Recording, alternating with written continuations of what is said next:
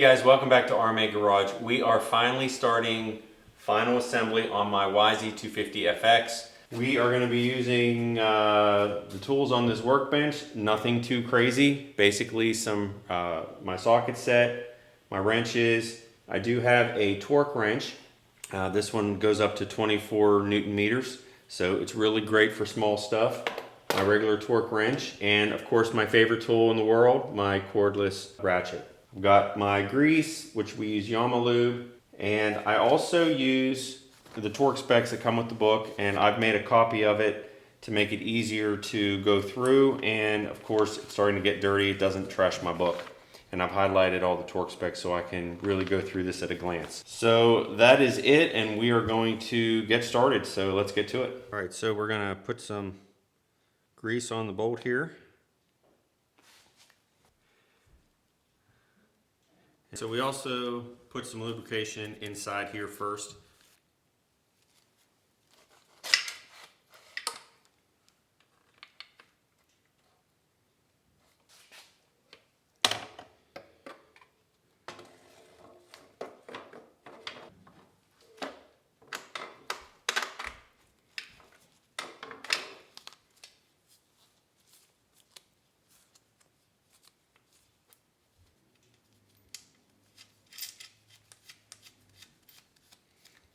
And we're going to leave these bolts loose until I get everything hooked up properly.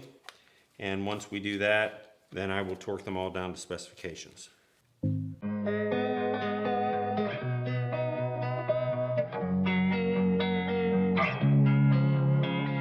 Losing time, I'm fading fast. I just wanna make it last. Try to let go of the past. I close my eyes, embrace the blast. Sleepless nights and headaches stack. Restlessness to hell and back. What's my purpose? What do I grab? A slippery surface, a heart attack. And sometimes you just gotta believe there's something that'll give you relief. There's something that'll have what you need. What you need. We're broken, it's tragic. We're not all elastic, but maybe there's magic. Believe you could have it. And I know of sadness, the anxious and panic, the infinite vastness of all that is blackness.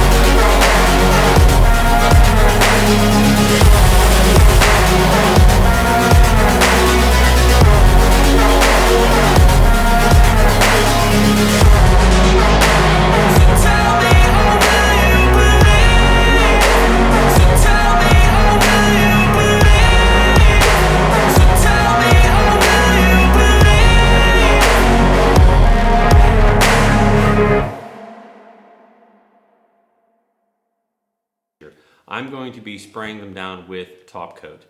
Now this is a derivative of F11, which is a high performance sealant that is made for cars. I use this on my RV to protect all the plastic and all the fiberglass and all the different parts. I did use it on my RV last year and it worked great. So a friend of mine told me, hey, why don't you spray that on all the plastics? Maybe it'll get the dirt and the mud to spray off easier. So that is what we're gonna do. And basically, all you do, you spray this on,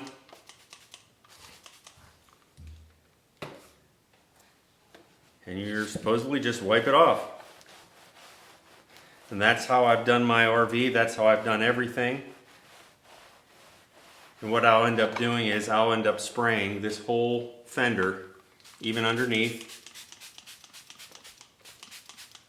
I'll spray it all. Basically it puts a film on here that is supposed to repel dirt and mud.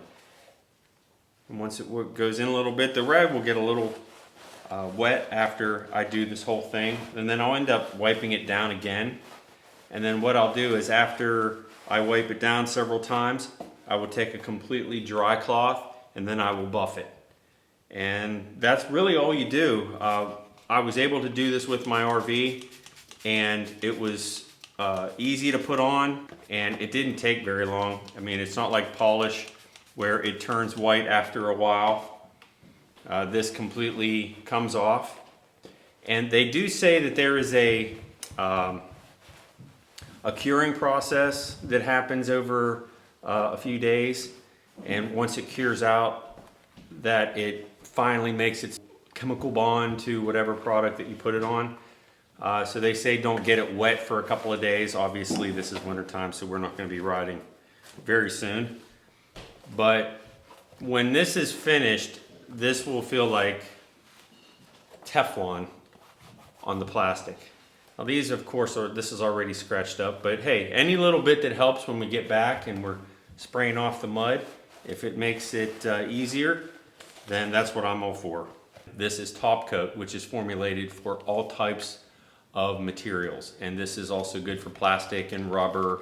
I'll also be spraying all the hoses and all the plastic parts, anything that can get mud on it. I'm going to spray this on, and we're going to test it out this year and see if the mud and the dirt comes off as easy as they say.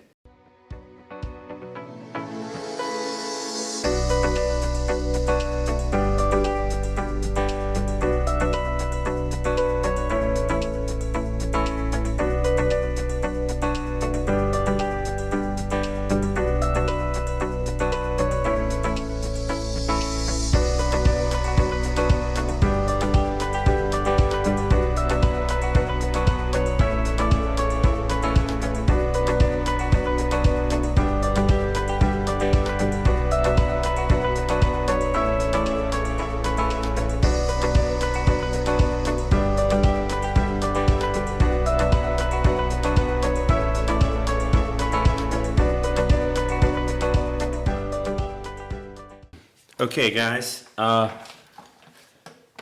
putting the gas tank on, and I wanted to at least show you guys how hopefully simple it is to get this back going again.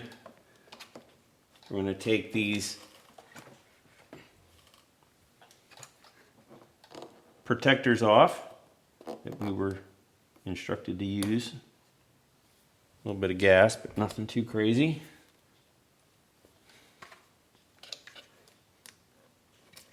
Whoa, that one came out pretty good. Whew. Oh boy, lots of gas. That's a lot of gas.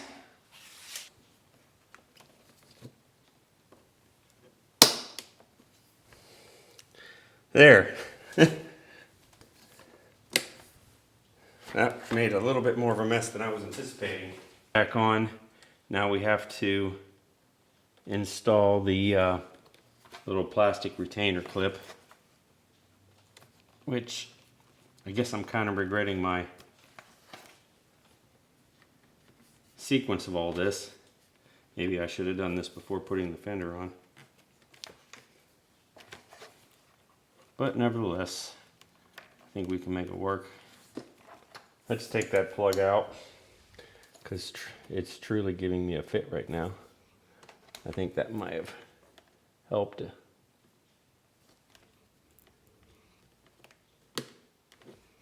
All right.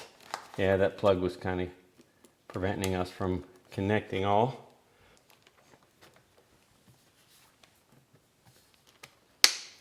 Got snapped. Well, I'm sure that should have gone a lot easier than what it did. All right, so we got the gas tank on, and it was a little bit of a struggle, but getting those clips on, I probably shouldn't have put the fender on first. I should have left it off. But while I was looking at these, I usually store the blue plug in the rubber casing, and I noticed this little slit here, which reminded me of the slit that holds the plugs on. And I noticed this one is empty. So what are the chances of this being installed permanently on the bike? Anybody got any opinion on that? Just kind of wondering myself.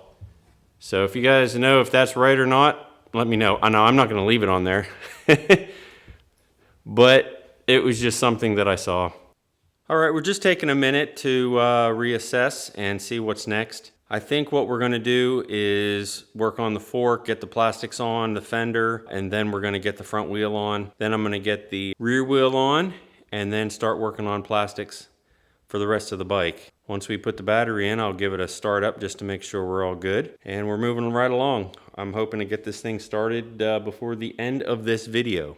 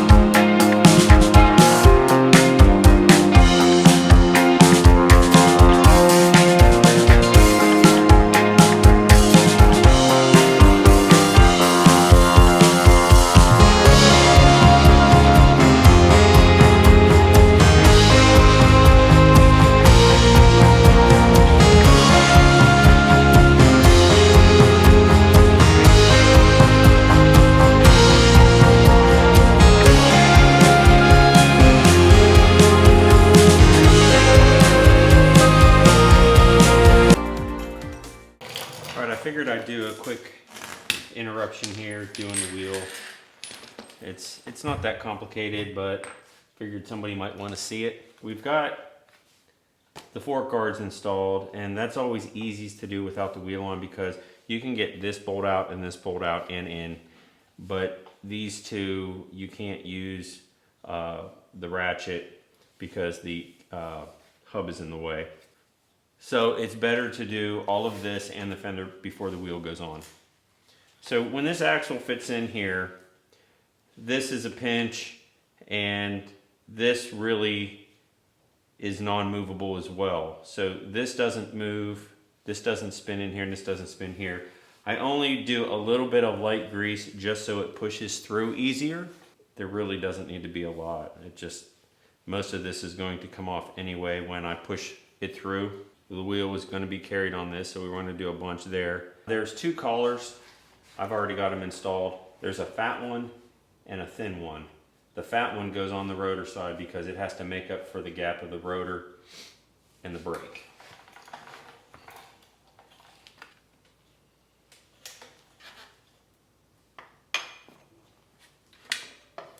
All right, so we're just going to lift this in place, get it started.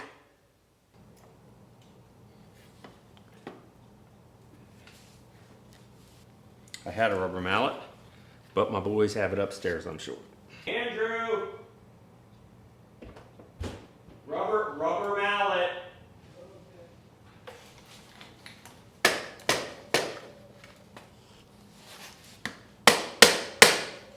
There we go.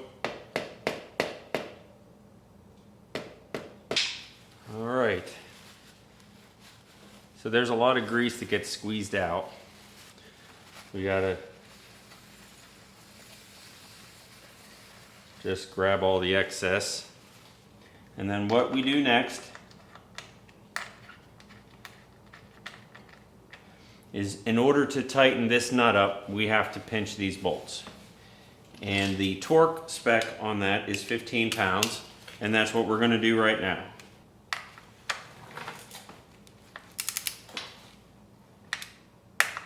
And I like to do a couple of turns on each one to keep them about the same.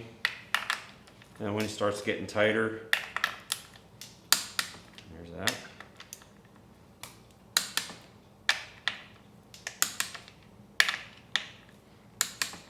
Okay, so now on this side,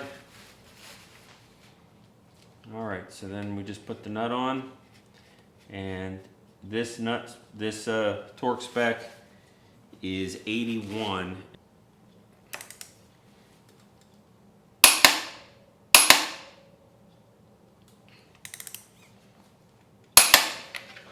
Give it a spin.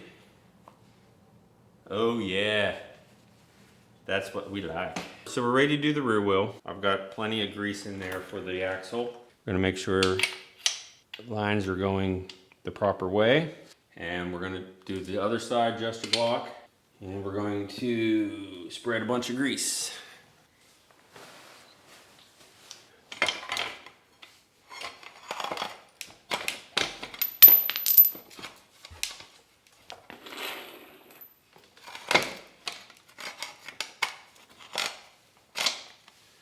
All right, so this should go on nice.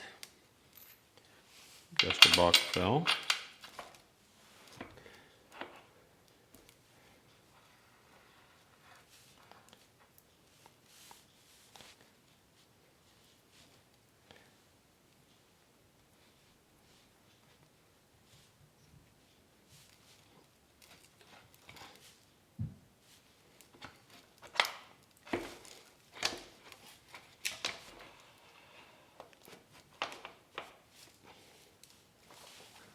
There we go.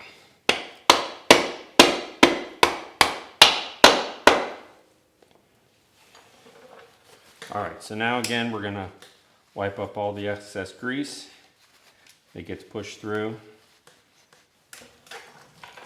All right, let me put the block on.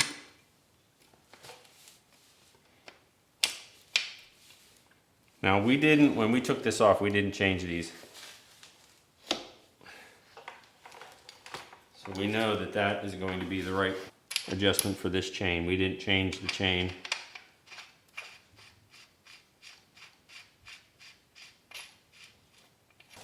And the torque specification on this nut is 90 pounds.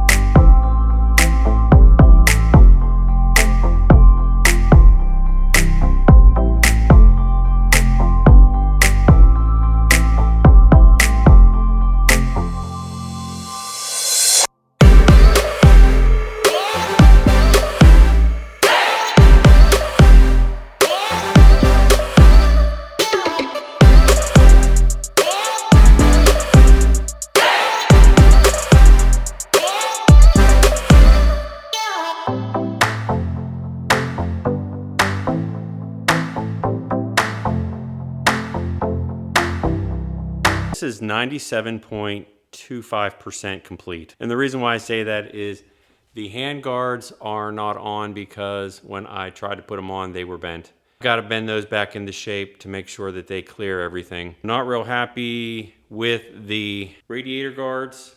I am going to replace those. They're a bit bent up. I think I may try a different brand. The one on my other FX, these are Duval, and I kind of like the way they install. So I may end up getting those. So as you can see, the body panels are not fastened. Basically, they're just hanging there. But I've got everything else buttoned up. The last thing to do is to fire this thing up, make sure it runs.